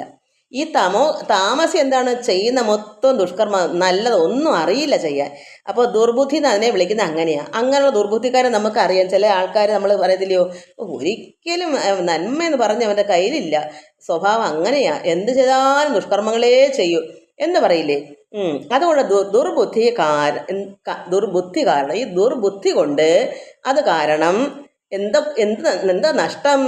ഉറക്കമില്ല, പിന്നെയോ ഭയം, ശോകം, വിഷാദം, മദം. എന്നുവെച്ചാൽ അഹങ്കാരം, വിഷാദം. എപ്പോഴും വിഷാദത്തെ ഇങ്ങനെ ഈ മനസ്സിനെ നിയന്ത്രിക്കാൻ പറ്റാത്ത വിഷാദമാണ്. എന്നുവെച്ചാൽ ഉറക്കമില്ല. ചിന്ത എന്താണ്? ദുർബുദ്ധി, ദുഷ്കർമ്മം വെച്ചേക്കുന്ന മനസ്സ് എങ്ങനെ നല്ലതാവും? എപ്പോഴും ചിന്ത എന്താണ്? ദുഷ്കർമ്മങ്ങളല്ലേ, ബുദ്ധി നിറച്ച ദുഷ്കർമ്മങ്ങളല്ലേ, പാപിയല്ലേ. അതുകൊണ്ട് എന്തുവരും? ഉറക്കമില്ല, ഭയം ഉണ്ടാകും, പിന്നെ ശോകമുണ്ടാകും, പിന്നെന്ത് വരും? വിഷാദവും പിന്നെ അഹങ്കാരം, മതം. ഇങ്ങനെ വിട്ടുപിരിയാതിരിക്കുന്നതും അങ്ങനെയുള്ളവൻ്റെ ധൃതിയാണ് താമസി. ധൃതി വെച്ചാൽ അങ്ങനെയാണ് അദ്ദേഹത്തിൻ്റെ ധാരണ, ചിന്തകൾ. ഇതാണ് ഒരു ദുർബുദ്ധിയുടെ മനസ്സിലാക്കണം. അവന് ഉറക്കമില്ല. ഇങ്ങനെ ചിലർക്ക് രോഗങ്ങൾ കൊണ്ട് അതും ഇതാണ്. രോഗം വരുമ്പോൾ ചിന്ത എപ്പോഴും എനിക്ക് രോഗമേ. അപ്പോൾ ഈശ്വരനെ ആരാധിക്കത്തില്ല. എപ്പോഴും ഇങ്ങനെ ചിന്തിച്ചാൽ ഉറക്കം അങ്ങനെ ഉണ്ടാവും. അതേസമയം നമുക്കൊരു അസുഖം വന്നാലും നമ്മൾ ധൈര്യപൂർവ്വം ഇതൊക്കെ പുല്ലുപോലെ, അത് പോച്ച പോലെയുള്ളു, നമുക്ക് ഈശ്വരനെ അപ്പം നമുക്ക് സത്വഗുണക്കാരന് നമുക്ക് അസുഖം ഉണ്ടാവും, രജഗുണക്കാരനും ഉണ്ടാവും. കർമ്മവാസന കൊണ്ട് നമുക്ക് ശരീരത്തിന് നമുക്ക് എന്താ ബലം? ശരീരമല്ലേ, പഞ്ചഭൂത നിർമ്മിത, അത് എപ്പോഴും ഒരുപോലെ ഇരിക്കുമോ? അത് വയ്യായിക വരും. അപ്പോൾ നമ്മൾ ഒരു സത്വഗുണക്കാരനാണെങ്കിൽ അതിൽ ഭയക്കത്തേയില്ല. അപ്പോഴും എന്താണ് നിഷ്ഠ? ആത്മാവിൽ എപ്പോഴും രമിച്ചിരിക്കുന്ന ഒരു സത്വഗുണക്കാരനാണ്. അവർക്ക് രോഗമെന്ന് പറഞ്ഞാൽ യാതൊരു വിഷമവും ഉണ്ടാവില്ല. അവൻ നന്നായിട്ട് ഉറങ്ങും. കാരണം എന്റെ ഉള്ളിൽ പരമാത്മാവാണ്, രോഗമൊക്കെ ശരീരത്തിനല്ലേ, എനിക്കല്ലല്ലോ. ഞാനാരാ? ഞാൻ ആ പരമാത്മ ചൈതന്യമല്ലേ. എനിക്കിതിൽ എന്തിരിക്കുന്നു? എനിക്ക് ദേഹബോധം ഇല്ലാത്ത ഒരാളാ. ദേഹത്തിന് എന്ത് വന്നാലും ഇവിടെ യാതൊരു ഇളക്കവും ഇല്ലാത്തൊരു സത്വഗുണക്കാരൻ ചിന്തിക്കും. അതുകൊണ്ടാണ് നമ്മൾ സത്വഗുണത്തിലേക്ക് കടക്കണമെന്ന് പറയുന്നത്. നമുക്ക് ഈ ലോകത്ത് എല്ലാവർക്കും ഈ രോഗങ്ങളും ബുദ്ധിമുട്ടുകളും എല്ലാം ഉണ്ടാകും. പക്ഷേ ഇളകാത്ത മനസ്സോടിരിക്കുന്ന ഒരു സത്വഗുണക്കാരന് മാത്രം നടക്കൂ ഭയമില്ലാതെ ഉറങ്ങാൻ. എന്തുകൊണ്ടാണ്? അദ്ദേഹം അറിഞ്ഞൊരു കുറ്റം ചെയ്യില്ല. പക്ഷെ ശരീരം എപ്പോഴും ബലക്കേട് വന്നിരിക്കും. എത്ര മഹാത്മാക്കളും അവസാനം ചിലരെങ്ങനെയാ, കഴിഞ്ഞ ജന്മത്തെ വാസന കൊണ്ടോ ശരീരത്തിൻ്റെ ക്ലേശം കൊണ്ടോ രോഗത്താൽ കിടന്നായിരിക്കും അവരുടെ അന്ത്യം. പക്ഷേ അവർ ഭയക്കത്തില്ല. ആ ഉള്ളത്തിൽ നിറച്ചിരിക്കുന്നത് എന്താണ്? ചൈതന്യമാ. ഭഗവാൻ പരമാത്മാവിൻ്റെ ചൈതന്യമാ. അവിടെ ഭയമേ ഇല്ല. അവിടെ നന്നായി ഉറങ്ങുകയും ചെയ്യും. യാതൊരു ദുഃഖമില്ല, ശോകമില്ല, വിഷാദമില്ല, അഹങ്കാരമില്ല, ഒന്നുമില്ലാത്തൊരവസ്ഥ. എന്നാൽ രജോ ഗുണക്കാരൻ അങ്ങനല്ല. താമസ ഗുണക്കാരനാണെങ്കിലോ എപ്പോഴും ഭയമാണ്, പിന്നെ അഹങ്കാരമാണ്, പിന്നെയോ ഉറക്കമില്ല, വിഷാദം, ശോകം, ഇങ്ങനെയുള്ള ദുഃഖത്തിൽപ്പെട്ട് കിടക്കുവാണ്. ഇതിനൊക്കെ പോംവഴി നമ്മൾ കണ്ടുപിടിക്കുന്നതാ. നമുക്ക് ഇതൊക്കെ ഇങ്ങനെ ഉണ്ടാകും. അതായത് 30 വർഷത്തിൽ 12.5 വർഷമേ നമുക്ക് അല്പം നന്മ ഉള്ളു. അതും സൽക്കർമ്മങ്ങൾ ചെയ്യുന്നവർക്കാണെങ്കിൽ നന്മയായിട്ട് പോകും. ദുഷ്കർമ്മയാണെങ്കിലോ ആ 12.5 വർഷവും പോയിട്ട് മൊത്തം 30 വർഷവും എന്ത് ചെയ്യും? ദുഃഖവും ദുരിതമാണ്. കാരണം പ്രവൃത്തി ദോഷം. അതേസമയം ഒരു സൽക്കർമ്മിയാണെങ്കിലോ ഈ 30-ൽ 17.5 വർഷവും അദ്ദേഹത്തിന് എന്താണ്? കണ്ടകശനി, 7 ശനി, അഷ്ടമശനി. അപ്പം എല്ലാം കൂടെ 17.5 വർഷം അങ്ങനെ പോകും. 7 ശനി 7.5 വർഷം, കണ്ടകശനി 4, 7, 10 വരുമ്പോൾ എങ്ങനെ? അപ്പോൾ അത് 3-ലും കൂടെ എന്താണ് 3 രാശിയിലോടുമ്പോൾ 2.5, 7.5 വർഷം അങ്ങനെ. അപ്പോൾ 7 എന്താണ്? 7 ശനി എന്ന് പറഞ്ഞാൽ 7.5 വർഷം, അതങ്ങനെ. പിന്നെ കണ്ടകശനി എല്ലാം കൂടെ 7.5 വർഷം. അത് 4, 7, 10 ശനി വരുമ്പോൾ അതും 2.5 വീതമാകുമ്പോൾ 7.5 വർഷം, 15ആയി. പിന്നെ അഷ്ടമശനി എന്നുള്ള 2.5 വർഷം, 8 ശനി വരുന്നത്. അങ്ങനെ 15ഉം 2.5ഉം 17.5 വർഷവും ആർക്കായാലും ദോഷമാണ്. എന്നാൽ സൽക്കർമ്മിക്കാണെങ്കിലോ ഒരു സാത്വികനാണെങ്കിലോ ഇത് നിസാരമായി. കാരണം ഗുണത്തിലും അത് നന്മയിലും തിന്മയിലും അദ്ദേഹം ഒരേ അവസ്ഥയിൽ കടിഞ്ഞാണിട്ടേക്കുക മനസ്സിനെ, ഇന്ദ്രിയങ്ങളെ. അതുകൊണ്ട് അദ്ദേഹം ഇത് അറിയാതെ അങ്ങ് പോകും. അവർക്കും എന്നുവെച്ചാൽ മറ്റുള്ളവരെ കൊണ്ട് കൊടുക്കും കുറേ ദുഃഖങ്ങൾ. ഒരു കുറ്റവും ചെയ്യാതെ നമ്മൾ തലമണ്ട വന്ന് കയറും. നമ്മുടെ വീട്ടിൽ വേറെ 2 പേർക്ക് ഇങ്ങനെയുള്ള ആണെങ്കിൽ അവർ വെറുതെയെങ്കിലും നമ്മളെ വിഷമിപ്പിച്ചുകൊണ്ടിരിക്കുകയാണ്. അപ്പോൾ നമ്മൾ എന്ത് ചെയ്യണം? ഇതൊക്കെ അതിലുള്ളതാ, ചിരിച്ചുകൊണ്ടിരിക്കണം. നമുക്ക് ഈശ്വരങ്ങളിലേക്ക് പിടുത്തം വിടാതെ ഏകാഗ്രമായി മനസ്സിനെ കടിഞ്ഞാനിട്ട് എന്ത് വന്നാലും കുലുങ്ങാതെ ഇരുന്നോണം. നമുക്ക് ചിന്തിക്കാം, അവരുടെ ദോഷം കൊണ്ട് അവർ നമ്മുടെ മണ്ടേ കുതിര കയറുക, നമുക്കിത് കണ്ടിട്ട് അനങ്ങാതിരുന്നോളാം എന്ന് കരുതി ഇരുന്നോണം. അല്ലാതെ മനസ്സിളക്കി അവർക്കൊപ്പം ചാടാൻ പോണ്ട. നമുക്ക് നല്ല കർമ്മം ചെയ്ത് ജീവിക്കുന്നവർക്ക് എപ്പോഴും ഈ ദോഷം എല്ലാവർക്കും ഉണ്ട്. അത് ഈശ്വരന് പോലും ഉള്ളതാണ്, അവതാരമൂർത്തികൾക്കൊക്കെ ഉണ്ട്. പക്ഷെ നമ്മൾ അതിൽ കുലുങ്ങാതിരിക്കണമെങ്കിൽ നമ്മൾ കൃത്യനിഷ്ഠയായിട്ട് സത്യസന്ധമായിട്ട് ഉള്ള ജീവിതം, സൽക്കർമ്മങ്ങൾ ചെയ്യുക. സന്ധ്യയ്ക്ക് മൂജാഷ്ടകൾ കയറാതിരിക്കാൻ സന്ധ്യയ്ക്ക് ഭഗവാൻ അസ്തമിക്കുന്നതിന് മുന്നേ, സൂര്യഭഗവാൻ അസ്തമിക്കുന്നതിന് മുന്നേ തന്നെ നമ്മൾ വിളക്ക് കത്തിച്ച് ആരാധിക്കാനിരിക്കണം. അപ്പോൾ വഴിയെ പോന്നെ പിശാചുകളൊന്നും കയറി അകത്ത് വരത്തില്ല. അകത്ത് വന്നാൽ എന്ത് വരും? വിളക്ക് കത്തിക്കാതിരുന്നാലും പ്രാർത്ഥിക്കാതിലും വന്ന് കയറുമ്പോൾ നമ്മുടെ കണ്ടകശനിയും 7 ശനിയൊക്കെ ഉള്ള അവസ്ഥയാകുമ്പോൾ ദുഃഖ ദുരിതങ്ങൾ വിട്ടുമാറാതെ ഒന്നിനു പുറകെ മുകളിൽ അടുക്കി ഇങ്ങനെ ദോഷങ്ങൾ വന്നുകൊണ്ടിരിക്കും. ഒരെത്തും പിടിയും കിട്ടത്തില്ല. ഒന്നൊന്നര വിഷമമായിരിക്കും. അതേസമയം ഈശ്വരനെ അറിഞ്ഞു പോകാമെങ്കിലോ അത് ചെറുതായി, വലിയ കാര്യങ്ങൾ ചെറുതായി പൊക്കോളും. അപ്പോൾ പ്രാർത്ഥനയുടെ ബലം അന്നേരം നമ്മൾ അറിയുന്ന, പ്രാർത്ഥിക്കാതിരുന്നാലുള്ള അവസ്ഥയെ നമ്മൾ അറിയും. അപ്പോൾ ഇതൊക്കെ പറഞ്ഞു കൊടുത്താൽ ആര് കേൾക്കാനാ? അതുകൊണ്ട് ചെവിയുള്ളവൻ കേൾക്കട്ടെ എന്നാണ് കർത്താവും പറഞ്ഞേക്കുന്നത്. അല്ല എന്ത് ചെയ്യും? അനുഭവിക്കാൻ യോഗം കിടന്നാൽ അനുഭവിക്കണ്ടേ?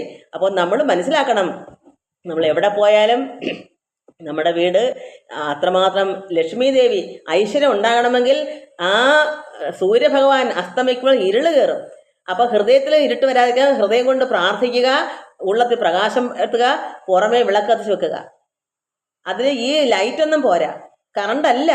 നമുക്ക് ഭഗവാന്റെ പ്രതീകമാണ് വേണ്ടത്. ആ ഭഗവാന്റെ പ്രതീകത്തിന് നമ്മൾ അഗ്നി അത് തന്നെയാണ് വെക്കേണ്ടത്. അത് തന്നെ കത്തിച്ച് വെച്ചുകൊണ്ട് വേണം നമ്മൾ ആരാധിക്കാൻ. എന്തിനാ? ഉള്ളത്തിൽ പിശാച് കയറാതിരിക്കാൻ. ഇങ്ങനെ പിശാച് കയറി മൂടപ്പെട്ടിരുന്നാൽ നമുക്ക് കർമ്മം അനുഭവിക്കേണ്ടവരും ദോഷകർമ്മങ്ങൾ ഈ 30 വർഷത്തിൽ 17 വർഷവും കഷ്ടകാലമാണ്. ഇടവിട്ടാണ്. ഇന്നിപ്പോൾ 2.5 വർഷം നല്ലതാണെങ്കിൽ 5 വർഷം ചിലപ്പോൾ ഒന്നിച്ച് നിൽക്കും ദോഷം. ചിലപ്പോൾ 2.5 5 വർഷം നന്മയാണെങ്കിൽ 7.5 വർഷം ഏഴരാണ്ട ശനി. അതായത് ഏഴാണ്ട ശനി 12-ലും ലഗ്നത്തിലും 2-ലും കൂടെയാണ്. ഒരു രാശിയിൽ 2.5 വർഷം വീതമാണ്. ഈ 2.5 2.5 2.5 2.5 2.5 5 5 2.5 7.5 അതിന് ഏഴരാണ്ട ശനി എന്ന് പറയാം. ഈ ഏഴരാണ്ട ശനി 7.5 വർഷം നിലനിന്ന് പോകുമ്പോൾ നമ്മൾ ഇക്ഷ ഇറ എണ്ണ എണ്ണി കഷ്ടപ്പാടും ദുരിതങ്ങളും ആയിരിക്കും. അത് അനുഭവത്തിൽ കൂടി നമുക്ക് നിസ്സാരമായി അറിയാതെ അങ്ങ് പോകണമെങ്കിൽ നമ്മൾ സമയത്തിനല്ല ഈശ്വരനെ വിളിക്കുന്നത്. നമുക്ക് എല്ലാ ദിവസവും ഒരു പിശാചുക്കളും കയറാതെ നല്ല സമയത്ത് കൂടുതൽ വിളിച്ചോണം. നല്ല സമയത്ത് അഹങ്കരിച്ച് നടക്കാതെ തിന്നും കുടിച്ച് നടക്കുകയല്ല വേണ്ടത്. അത് ദൈവം തന്ന നന്മയാണെന്ന് കരുതി നമ്മൾ അതെല്ലാം ഭഗവാനെ അർപ്പിച്ചുകൊണ്ട് നമ്മൾ സ്ഥിരം ദിവസേന നന്മ പോലും തിന്മ പോലും എന്നും സ്ഥിരമായി കൃത്യനിഷ്ഠയോട് കൂടി തന്നെ നമ്മൾ സന്ധ്യയ്ക്ക് നാമം ചെല്ലാനുള്ള ഒരുക്കങ്ങൾ നേരത്തെ കൂട്ടി ചെയ്ത് എന്നും കൃത്യനിഷ്ഠയോടെ ഇരുന്നാൽ എന്തുവരും? എത്രയോ കാലം കഴിഞ്ഞിട്ട് ഇടയ്ക്കിടയ്ക്കിടയ്ക്ക് വരുന്ന ഈ സമയദോഷം വരുമ്പോൾ നമ്മൾ അറിയാതെ അങ്ങ് പോകും. അന്നേരം നമ്മൾ അഥവാ നമുക്ക് വയ്യാത്തൊരവസ്ഥയാണ്, അന്നേരം നമ്മൾ വിളക്ക് കത്തിക്കാൻ വയ്യ, നാമം ചൊല്ലാൻ വയ്യ, എന്നാലും ഭഗവാൻ എന്ത് ചെയ്യും? നേരത്തെ ചെയ്ത പുണ്യകർമ്മങ്ങളൊക്കെ ചെയ്തിങ്ങനെ കിടക്കില്ലേ? അതിനാണ് സമ്പത്ത് കാലത്ത് ദൈവത്ത് വയ്ക്കുന്ന എന്താ? ആപത്ത് കാലത്ത് കഴിക്കാനാ. അപ്പോൾ നമ്മൾ നേരത്തെ ചെയ്തു വെച്ച കർമ്മഫലം നമുക്ക് വയ്യാതെ വരുമ്പോൾ കണ്ടകശനിയൊക്കെ അവിടെ കിടക്കും. ഭഗവാൻ പറയും, നീ എന്നെ വിളിച്ച നീയാ കുട്ടിയാ, ഈ കണ്ടക നീ ഇത്തിരി മാറി നില്ല് എന്ന് ഭഗവാൻ അവിടെ അതിന് പറ്റിയ രീതി ചെയ്തു തരും. നമ്മൾ അറിയാതെയും കേൾക്കാതെയും ചെയ്യാതിരിക്കുന്നതിൻ്റെ ഫലം എന്ത് വരും? കർമ്മങ്ങൾ ഇനി കാലങ്ങൾ ഇങ്ങനെ കഴിഞ്ഞ് വരുമ്പോൾ കർമ്മഫലം അനുഭവിച്ചേ പറ്റൂ. അത് 1ന് 2ആയിട്ട് അതിഭയങ്കരമായ രീതിയിൽ വരും. കാരണം അവിടെ തുണയ്ക്കാൻ ആരും കാണില്ല. കഷ്ടത വരുമ്പോൾ ആരും കാണില്ല അവിടെ സഹായിക്കാൻ. ഭഗവാൻ ആരും നിർത്തത്തില്ല. അതാണ് ഈശ്വരനെ അറിയാഞ്ഞാലുള്ള കാര്യം. ഇത് നമ്മൾ നന്നായി മനസ്സിലാക്കണം. ഞാനിത് പറഞ്ഞ് ഇത് ഇങ്ങനെ കറങ്ങുന്നു. എന്തായാലും എന്തെങ്കിലും മനസ്സിലായ മക്കളെ? ഞാൻ എന്താ ഓർമ്മയില്ല എന്തൊക്കെയോ പറഞ്ഞു. ശരിയാണോ പറഞ്ഞത്? നിങ്ങൾ കമൻസ് ചെയ്യും. ഞാൻ എന്താ പറയുക, ഇപ്പോൾ ഓർമ്മയില്ല, എന്തോ ഉള്ളിൽ നിന്ന് ഇങ്ങനെ വന്ന് പറഞ്ഞു. ഹരി ഓം ഹരി ഓം ഹരി. ഒത്തിരി സമയം പോയി. നമ്മൾ 35-ാമത്തെ വരെ വായിച്ചു. സാത്വികം രാജസം താമസം, വീണ്ടും സാത്വികം രാജസം താമസം. ഇങ്ങനെ നമുക്ക് ഇത് മനസ്സിലാക്കുന്ന എന്തിനാ മക്കളെ? ഞാനിത് പറയുന്നത് മിക്കവാറും പേർക്ക് ഇഷ്ടപ്പെടില്ല. കാരണം അവർക്കൊക്കെ ഈ പകല് എങ്ങനെയും കളിച്ച് നടന്ന് ചിരിച്ച് നടന്നിട്ട് സന്ധ്യ ആയാലും അവർക്ക് നോട്ടമില്ല. അവർക്ക് ഇതൊക്കെ തന്നെയാണ് ബുദ്ധിമുട്ടാണ്. അത് ഞാൻ പറഞ്ഞെന്നുള്ളതേ ഉള്ളൂ. ആർക്ക് വേണമെങ്കിലും എന്തും നമ്മളിലിരിക്കുക കാര്യം. നാം നന്നായാൽ നമുക്ക് കൊള്ളാം. നമ്മൾ നന്നാവാൻ ശ്രമിക്കുക, അത്രയേ ഉള്ളൂ. അല്ല ഒന്നും എനിക്ക് പറയാനില്ല. ഞാൻ ഇതൊക്കെ പറയാതിരിക്കുന്നത് എങ്ങനെയാണ്? അതുകൊണ്ട് പറഞ്ഞതാണ്.